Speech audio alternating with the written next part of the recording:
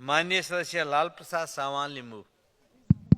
सम्माननीय सभामुख महोदय, मल अभावको समस्या म यो संसदमा उठाउन गइरहेको छु।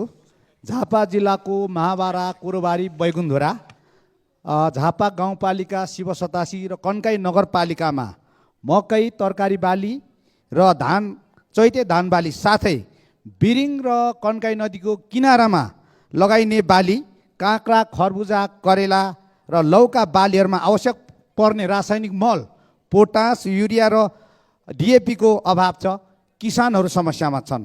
त्यसैले सभामुख महोदय, अहिले भइरहेको मल अभावको समस्या समाधान गर्नको निम्ति सरकारसँग जोरदार माग गर्दछु। सभामुख महोदय, कृषि उपजको आयात निरन्तर बढ्दैछ।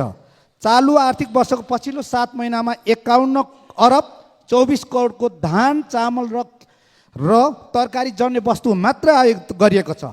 तसर्थ कृषिमा आत्मनिर्भर बन्नका लागि यो मल अभाव समाधान गर्नुपर्ने विषय म यो संसदमा उठाउन चाहन्छु। सरकार